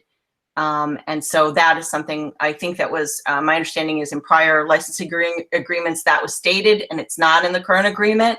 So I know I've talked to you, talked to Lori, I've talked to Julie about making sure that that makes it in the next round of the agreement. Right, Lori? Exactly. That way it's clear, it's stated, and there's no confusion. Right. And then just one other question. This is for the comptroller's office. So if we were to expand the premises to include 2 parks instead of just 1, would you feel more comfortable, or is there a requirement that they have 2 insurance policies? Right now they're required to have a $1 million policy where the town's name is an additional insured. Do they need to have a separate policy, or can they just add under the scope of their existing that the policy covers activity that occurs both at River Road and Avon? I guess my question would be, would they be using the park simultaneously potentially? Yeah. Potentially. Yeah. I would say that they need 2 separate policies. That's what my inkling is too, because I mean, that would be, yeah. Oh, so I will just relay that, and then we can talk the fees. I know you said that because of the improvement, there would be an additional licensing fee, but we want to spell out the actual fee. Yeah. Yep. So we Okay. last conversation we had was in the neighborhood of like $500, with the, on top of the $10,000 of improvements, but, $500 a year. So, we'll see. I was trying to get, some additional, out of that, but we'll continue that conversation. So I just wanted to bring everybody up to date on that. All right. Sorry. I know it's gone very late. So yes, and sorry, I just want to jump in really quickly because there was questions from a resident following our last meeting. I have reached out to Niskayuna Lacrosse Club several times about if they want to enter into the annual. Yeah, I'm sorry, it's too early for ravioli. It's never too early for ravioli. No, she's demanding this ravioli. But I've reached out to them regarding if they want to do a license agreement for Avon Crest Park, and I haven't heard back, so I don't know if that means that they just aren't going forward with the season this year. But I've reached out, and it doesn't seem like that's the case. But if anybody hears otherwise, we're the town's ready and willing to enter into a license agreement if need. Yeah, I haven't heard anything else. The last communication, Ray and I had with the lacrosse club were for the, the repairs that we did at the box. I want to commend Ray and his crew, Ray, especially for we want to get our kids back on pitch, back on the pitch, back playing, etc., and want to do it in a responsible, reasonable way. And Ray came up with a great idea that didn't cost us, the town or anybody anything, and got the kids playing. So I do want to say thank you to Ray again and his crew for doing that. But I haven't heard anything further from them, and I know you've reached out, Alexis. So that's all we can do at this point. We'll see where that goes. All right, if you're okay, Alexa, I'm going to move on to the recreation part of the meeting. Yes, if you're okay, I will be stepping aside to make some ravioli. Okay, make that ravioli. Good morning. I'm going to jump into our October events. Adult Tai Chi resumed on Tuesday evening. He had 9 participants, and he had a max of 16. Everyone was socially distant. He took their temperatures. He had them fill out a modified form that Alexis has sent me that I made for him. Cleaned all surfaces that were touched when he left, and he was thrilled that he was be able to run this program again. He is able to run it for the fall because he's going to keep the windows open. Winter, we're not so sure because of the ventilation system in the upstairs at the community center, but we will deal with that when it comes. Worst case, he'll just move his next session off into the spring. But once again, he was thrilled to be able to run the program. We had our second movie night on Saturday, October 3rd. The movie was Hocus Pocus. There were about 75 people there in attendance, which was wonderful. And I think we're going to do another one this Friday to get the most out of our grant and our screens. And it's going to be Hotel Transylvania 2. So as soon as I get back in today, I'm going to blast it and we're all good to go. I'm thrilled about that. We have a pumpkin painting event on Saturday, October 17th. It's going to be held outdoors with a maximum of 12 participants. Tables would be set out on the green, so this is not a rain or shine event. So if it does rain, we're going to have to cancel. People will be set up. They'll be required to wear masks, be set up at not individual tables, 3 people per table, and just be able to paint their own pumpkin. Right now we have filled all 12 slots and we have a wait list. So if we get a couple more, Julie says she's willing to do a second session at 1:30. This other session's at 12. So we're going to play it by ear, but right now it looks like we may be able to do 2 sessions. And again, our Halloween parade is Sunday, October 25th. And like in years past where we had donuts and cider, we're not going to be doing that, but handing out bags of candy. So, Lori, and yeah. Sorry to interrupt. The pumpkin painting on October 17th, what time is that? Because I know there's a rally planned, like for the afternoon. I think it's at like 4:00. What time is your? This is at noon. Okay. Yeah. Where is the rally at Town Hall? Yes, it is. Yep. Oh, Yep. Okay. All right. So then we won't. Yeah. And even if we do a second event, that's at 1:30 to 2:30. So we'll be well out of there before anybody shows up. Yep. Thank you for letting me know because I didn't know. Yep. I think it was Chief Walls talked about it at Public Safety yesterday. Okay. All right. And thanks. if she thinks that maybe we should end it with just the first session, I'm more than willing to do that as well, because we haven't opened up session 2 yet, so we can still discuss. No, it should be fine. I just wanted you to be aware that that was happening, and I believe it's at 4 o'clock. But yeah, no, I think it's great, and the more kids you can service, the better. So Exactly. And we're praying for good weather. yes. And as I said, the Halloween parade is Sunday, October 25th from 3 to 4. Bagged candy, not rain or shines, because we cannot go indoors. So working on a poster today, and I'll be blasting that shortly. And for our November, December events, our ski club. So Julie and I talked long and hard about this, and West Mountain is still holding ski lessons. So what we've decided to do is open it up, registration for the month of October, which is early registration for West Mountain. Get a feel for how many kids are actually interested in participating. We've got numbers on 1 bus, and we're also cutting our numbers in half from what we had last year. We're still trying to gauge interest. So if we do have enough interest, we will then look into getting a second bus. The problem with that is we'd also have to get a second supervisor to be on each bus. Julie on one, and Debbie was going to be on the second bus, which is not a problem. And because what we can do is just revise the amount that we spend on for transportation per person. So we're able to work that out. So we don't lose money on it. We, make a little bit. But this is we're all waiting to see how many people are going to register during the month of October. So by the next meeting, I can get back to you and let you know the status of the ski club. We really want to move forward. It's a great event. And I know kids really love it and have been asking Julie at school if it's going to be happening this year. So we're really hoping we can pull it off. Okay. And you'll put some sort of caveat out there about numbers and, how it might, shake out in terms of, Absolutely. Okay. Yeah. Okay. And Great. actually, I think Julie did spell that out in her email. She sent an email blast out maybe last week, and I think everything was in there. But we'll make sure that it's clear. Okay. I didn't see it. Thank you. Okay. And parents' night out. So this is a question I have for Alexis. We were wondering if this is something that could still be done, but modified, whereas we would reduce the number of kids allowed in the boardroom. So normally we would take up until like 36.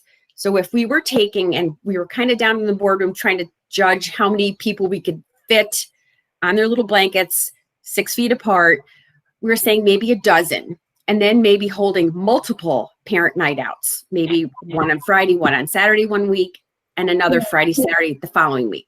I can I can help you offline with this. I represent a couple of private, little gyms for children her age. So I know kind of the requirements in that sense.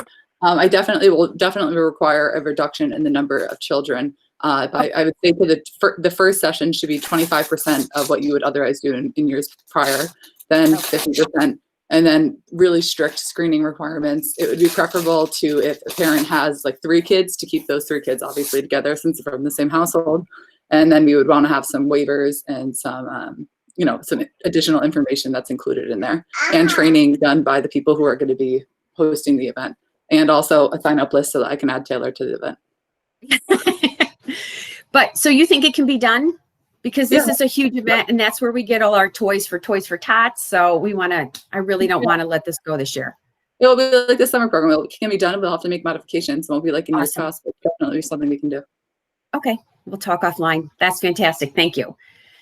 So bad news about our tree lighting, which is usually follows the Sunday after. I spoke with Christina Pizzino at the high school, and as you know, they provided all the entertainment. And at first we were going to scale back the event, not have hot chocolate and cookies, but have the singers. But she told me that they are not practicing and they would not be able to do it this year.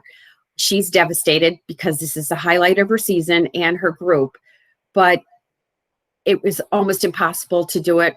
They're not even practicing. She said she wouldn't be able to keep everybody separated and just didn't think we could pull it off this year. So unfortunately, we're going to have to bump it to next year. Can we still like to do that? I know that's like a focal point of the holiday season is having that nice tree lit. Are we still able to have the tree? Oh, we're definitely having the tree, right, Ray? I keep forgetting to ask Ray. Ray always takes care of me with my tree. Yeah. Oh, we'll definitely still have the tree. The tree will still be lit, but it was just the event that went in. I don't know. I'm upset, Yeah. but there's nothing we can really do. Yeah. Unless one of us brings learns how to sing. what? Unless one of us learns how to sing. Oh yeah, I'll be out there singing. Yeah, we will have no attendees. I can tell you that. Toys for Tots. So I spoke with the local representative. They are still doing it. We are now considered a host site, which we were in the past. We can have the box in the vestibule so people can deliver the toys without having to come right into town hall. And then nightly, I can just pull it back out. Well, it's locked anyways, so we could discuss that. But either we pull it into town hall or just leave it in the vestibule because it's locked after 5 o'clock anyways. But I didn't want to give up this event because we typically fill between 3 and 4 boxes of toys for this. And I know this might be a tough year for people and would make it extra special if they were able to get a toy. So agreed, Lori. Thank you for your still efforts. very lucky to have it. Yes. And our last item on that is things are our very own. Ismat, I'm going to bring you up to speed because I don't think you know about this program that we do. We had partnered with a company in Schenectady called Things of My Very Own, which Yes, I'm sorry. toys and it runs the gamut to diapers and what have you. And people would deliver, pick up a tag and then either bring us the toys or the packages and we would deliver them. So we had to modify it again this year. Yes, we can still do it, but we're going to have all the tags in our possession and digitally send them to people who are interested. And they in turn will deliver the packages themselves to Things of My Very Own. We won't be doing it for them. So we can still do it, but more on a modified basis. Okay. So yeah, let's talk about it. I will be there pretty soon. You got it. Thank And next is a salary increase for one of our kitchen staff. His duties have changed dramatically since COVID hit. He's now very instrumental in helping the senior program. And this would bring him up to where he should be pay-wise. I mean, at least to minimum wage. So that's what that is. And that's why he's. Yeah. So I just wanted to say, you guys, talked to me about this. I connected with Ismat and Ismat, your position on it is that we have to do this now, correct? Yeah, because this gentleman has been doing the additional responsibilities. And by that token, they are not in his job description. So by that token, we are almost obligated to pay him for that. And we will make it effective, when the legislation is passed. That's fantastic. Okay. Yeah, I'm sorry, the effective date would be when then? Effective the day the legislation will be passed. So I think it's next week. The board meeting, I'm sorry, thank you, yes. Still learning the lingo over here. Hi. So, all right, and we so that's the one resolution we'll have coming out, right? For the salary adjustment for Vito. That's the person we're talking about. And so, thank you. And as previously noted, we reduced staff when COVID hit. That we had a number of kitchen staff that have been, so in other words, there's money in the budget that we're budgeted for personnel that we did not spend because we had to, let these people go. We weren't doing lunches. We weren't serving our seniors. So in terms of financially, Ismat and Janet, we're covered with under the current budget picture. All right. So are we moving on to senior programs and updates, Lori? We are. Linda, you're on deck. Okay, well, since we're kind of talking about Vito and how he relates to the kitchen and what we do there, I'm just going to go right into the meal program, and then we can get caught up on just the general program update. So as you all know, once COVID hit, we stopped the whole meal prep and distribution right away because we were just uncomfortable for a lot of different reasons. So that was discontinued. However, we've had the good grace of having CDPHP come, and on Tuesdays they bring us a boxed lunch. So in September, on Tuesdays, we would have people drive through, or they could come in and they could, to a limited capacity, we could take people and have them eat inside. They have extended that for October, and then after that, there's no expectations whatsoever. We have been getting questions from our senior base about meals. What are we going to do? When and how are we going to get it back, so on and so forth. So for that reason, we've been making phone calls and trying to kind of put together, brainstorm how we want to bring this back, because clearly we're still in COVID times, but we also have to plan post-COVID. So we made a lot of phone calls to a lot of area businesses in the food area, and we've actually come up with a really nice offer from Gershon's. So in talking with Tony over there, she has said that she can put together individually packaged meals on Tuesdays and Thursdays at a cost to us of just $6 a meal. She's offering a rotating menu of 2 options per program day.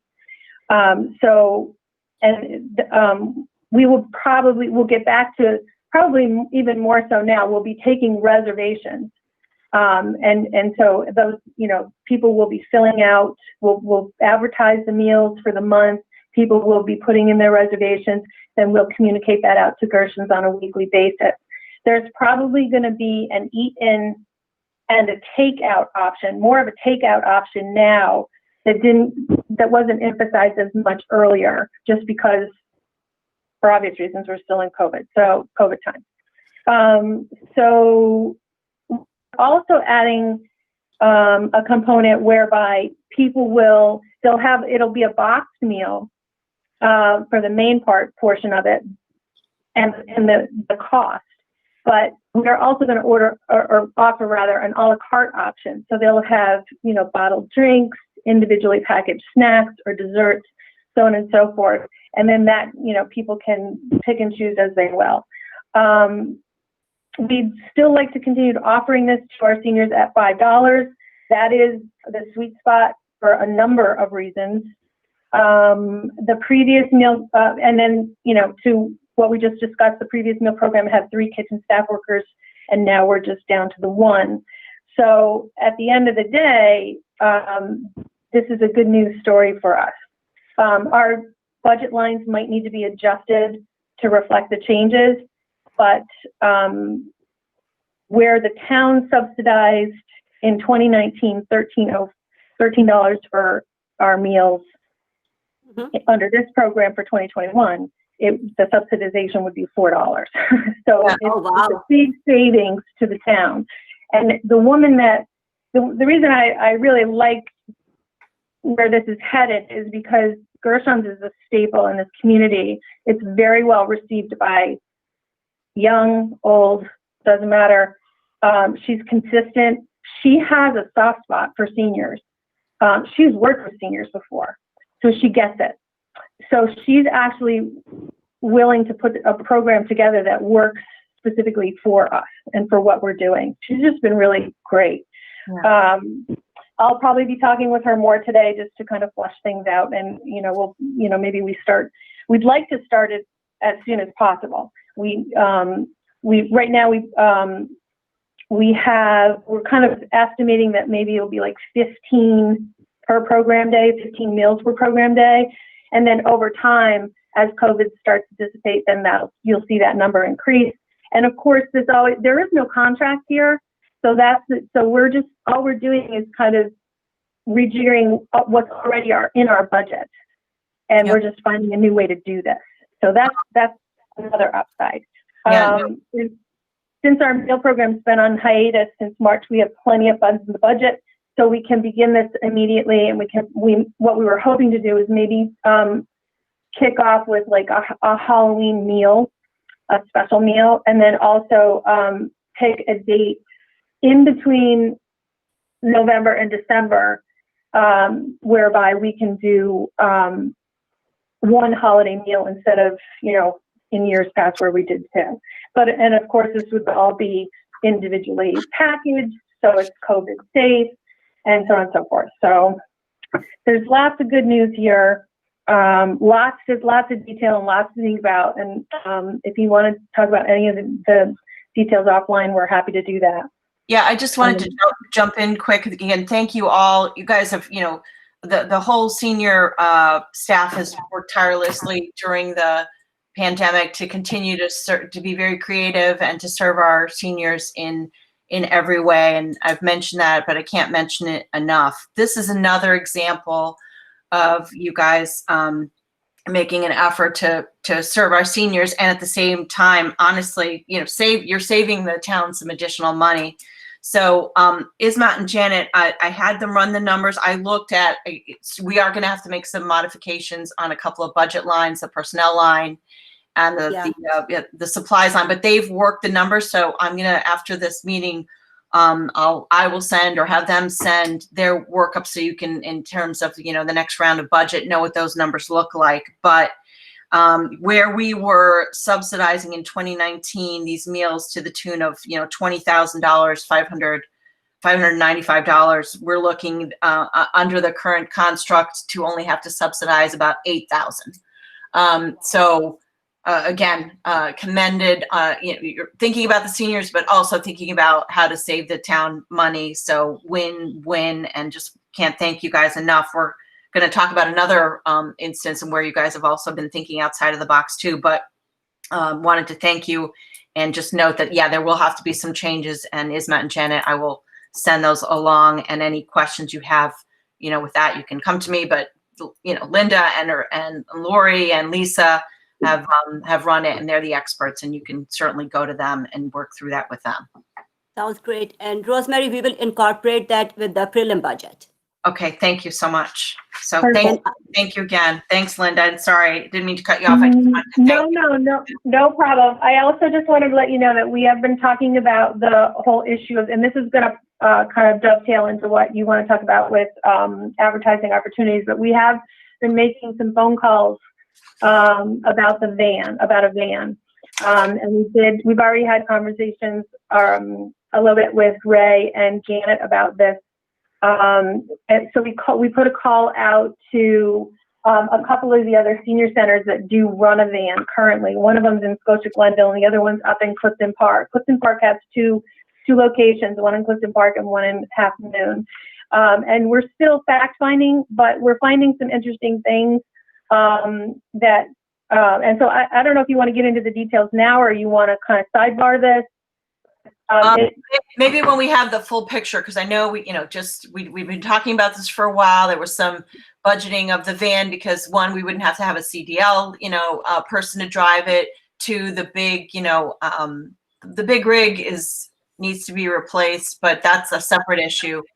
We started talking about advertising. We started talking about gas savings, but the concern was, if we get a van that anyone can drive and we don't have to have a particular driver for, and it's going to cost less to operate, we were so concerned about the fact that our seniors could get in and out of it, because it's not so easy to get in and out of a van for some folks. So why don't we wait till you have the full picture and have a complete conversation about that? Okay. So is that something that we want to continue to pursue for this year, or is that something that you're looking for 22? I mean, it's interesting. There's just, everybody does it different. So there's a lot of flexibility in what we're seeing and what we're hearing from other folks that run vans, along with what as part of their transportation. If you think it's worth it, maybe we could have just a separate meeting on this issue, to go through it. Okay, and then we can figure it out. And I'm happy to schedule that as soon as you guys are ready, and have all the information. We can do that, and we can sit down with our with Janet and Ismat as well. Okay. Perfect. Great. Okay.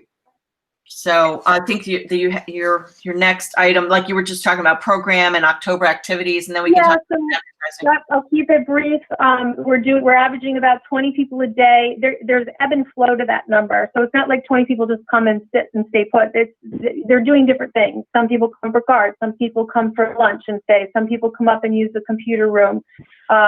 Connie's starting Tai Chi on Thursday, and so there's a lot of there's a lot of flow, and it's been really great. People have been very cooperative with us, so we're very thankful for that. CDPHP is continuing to show up on Tuesdays, and we've gotten a really good response from our public for that as well. We have had some speakers come in. We did an aromatherapy that was very successful. We did, we have, obvious October activities like decorating pumpkins, painting plates. We have, movies and more speakers, and everything is we're just flowing as best we can and keeping it careful, and so far so good. Okay, great. And then October program activities?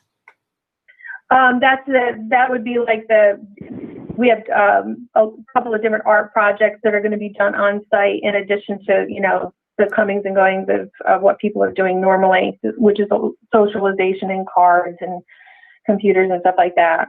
We do have a couple of speakers coming up as well, and we are working at scheduling entertainment. We have entertainment for November 12th, and we're also working to do it for December 8th. So, and hopefully, one of those will dovetail with a meal that we're setting up.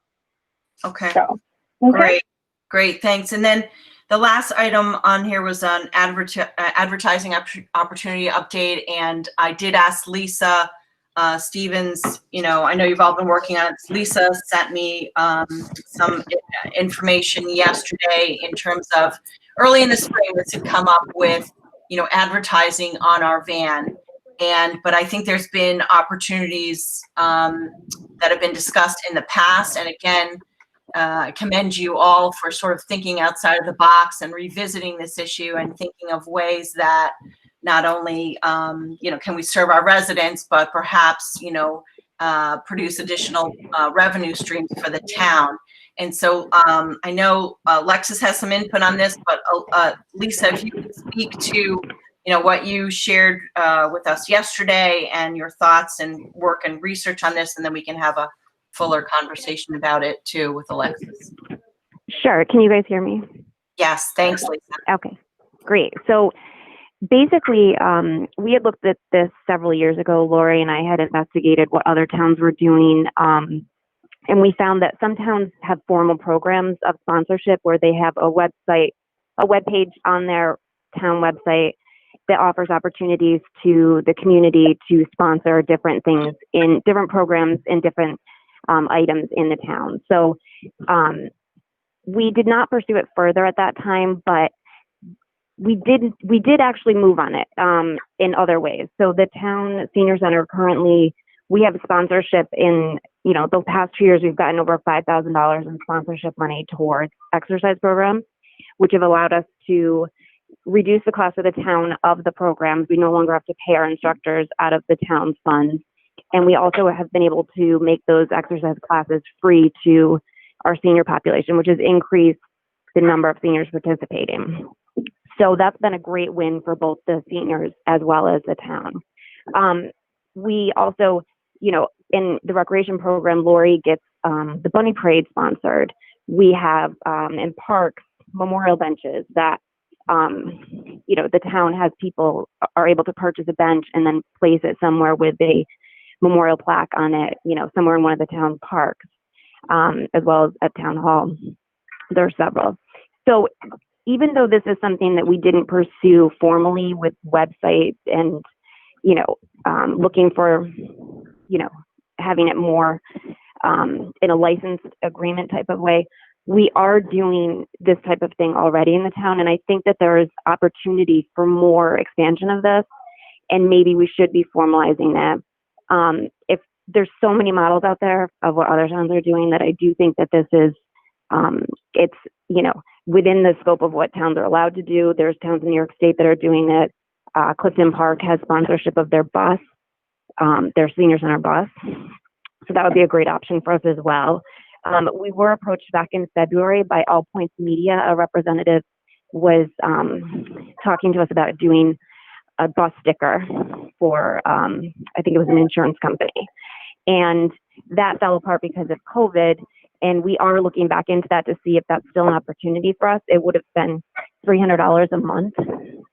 So we're hoping that these opportunities could be have a lot of potential. We have a lot of ideas for different areas that this would be available for, members of the community to advertise their businesses.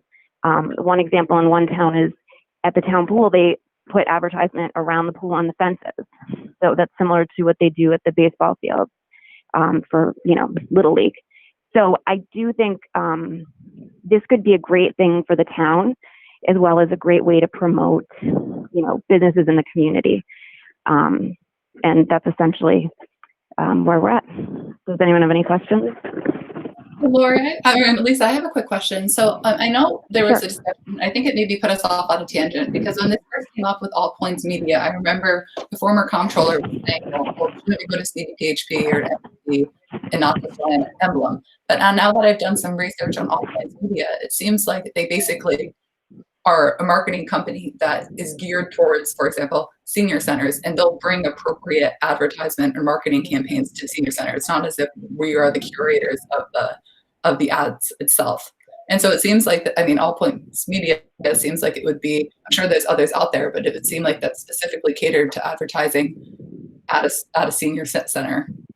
So maybe the emblem isn't available as a campaign right now, but did you get a good feel when speaking with them that you think it would be a good partnership potentially?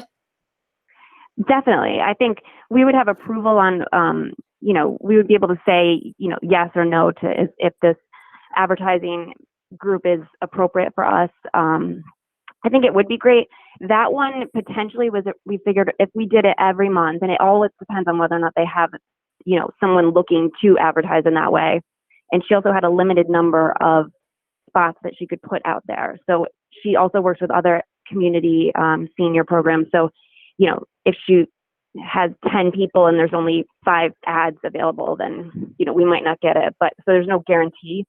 But the potential was about 3,600 a year, which is great. Yeah. Did you talk about potential? So I see that not only do they do bus advertisement, but sometimes they would want like a freestanding sign, like perhaps in the entranceway of the senior center. Yeah. Yeah. And that is an option too. I do think though that there is far more potential outside of that. Like that's a great option, and we definitely want to pursue that.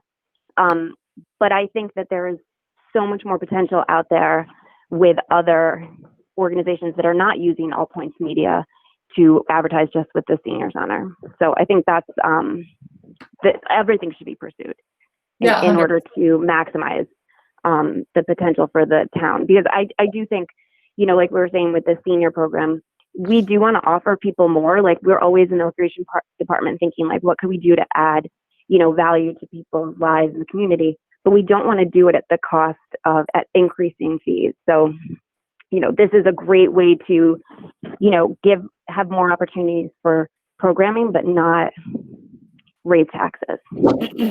So this isn't probably ready for a resolution, because I'm assuming we'd enter into a kind of an umbrella contract. You don't think this will be ready for the end of the month, but if it is ready for the end of the month, we could do a resolution. But I see your point that it's broader than just the senior center.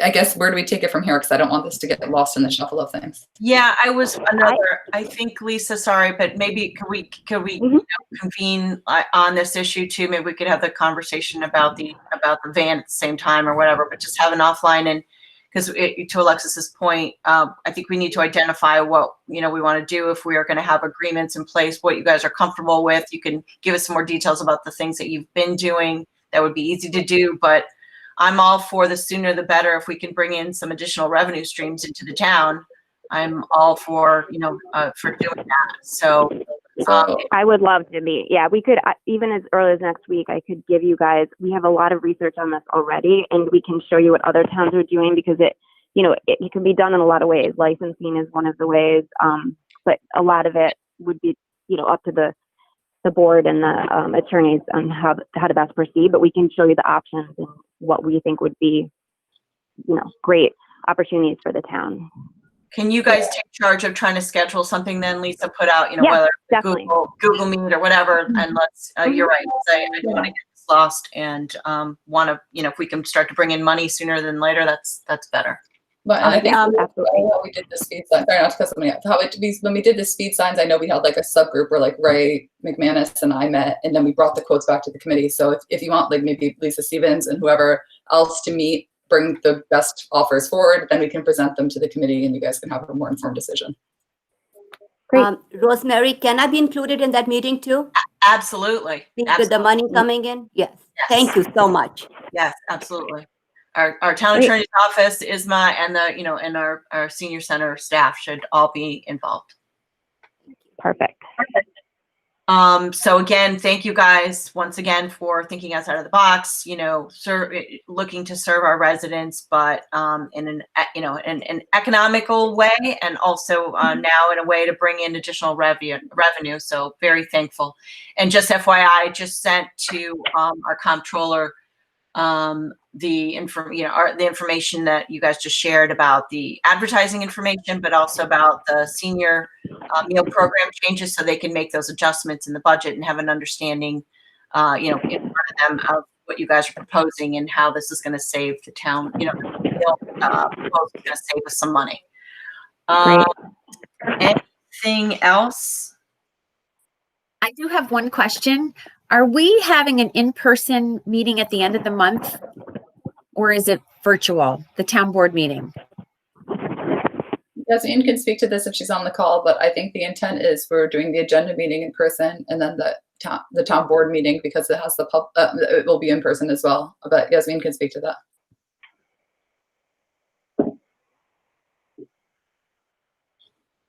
The only reason I ask is because we had talked a couple months ago about a ceremonial resolution for Ann Tracy and Ken, and I'd love to get it done sooner rather than later. I wanted to wait till we're in person, not online. So if it's something we could do at the end of the month, if we have enough time, I think it would be great. I don't want too much time to go past. Yeah, It looks like we've forgotten about them. So we can add that to the resolution list. It's not on the agenda, Alexis, because of that. But good point, Lori. If we're going to do it, and I know you've been waiting till we met in person. Today's budget meeting's in person, right? Yeah, we're doing, and I'm going to send it is. internal protocol. Okay. Yeah. All right. Thank you both. All right. So we're moving that way. But thanks for bringing that up, Lori. Yeah. Thank you. Any discussion about any other items? Just if they're planning on attending, we're going to be having an online registration for in-person attendance at town board meetings because of the limited seating. So if we do the ceremonial resolution, I'll be sure to add the names of those people who intend to come to receive the ceremonial resolution to that list. Right, and any family or whoever they'd want to bring, make sure they get to the top of the list, Alexis. So Lori, get that to Alexis so she can make sure. How's that going to work? I actually, there was some discussion on that, but how is that going to work? I didn't see anything yesterday on the website. You'll see. Well, you'll see. We've been working on it. It's been a work in progress, but it's ready. You'll see when you get into the boardroom today for the budget workshops. But I meant in terms of online setup or a sign up. Is it going to be on the website? Yeah, Bill Lawrence, I don't know if he's launched it live yet, but we've worked on embedding a registration form online. And we're going to do 20 spots online and leave 7 for people who show up in person who aren't aware of the online program. But it will be strictly capped at 27. I've labeled all of the seats, spaced them out. It's been fun. Okay. Funny enough, but yeah. Okay. And then the only thing for open discussion is that I know there was a letter to the editor about paving the other day, and I think it's just more of a matter of confusion. I think that the person was asking why aren't we paving, and it ended up being county roads. So to the extent anybody's receiving phone calls about that, I think obviously Ray is the expert on that, but I don't know how much we can do unless we were to post a huge sign saying these are county roads, not town roads. Yeah. Okay, and I'm sure you guys have worked out department heads who's attending, who's doing remotely for meetings. I won't get into that now, but that's a whole other thing too. Okay, sorry for the length of the meeting, but we did have really good discussions about everything, and I know all your time is valuable, so I thank you all for being with us this morning and for all the work you're doing every day for our residents.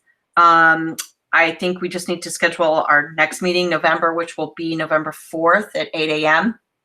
And whether that will be in person or virtual, I don't know. Since we're moving to in person, but I don't know what the plan is for those. So we'll just say for now, November 4th, 8 a.m., one way or the other. Anything else? All right, can we get a motion to adjourn? Motion to adjourn. Second? I'll second that. All in favor? Anybody opposed to adjourning? I wouldn't think so. All right, everybody have a fabulous day. And again, thank you for all all you do. Thanks. Have a good day. You You too. too. Bye-bye.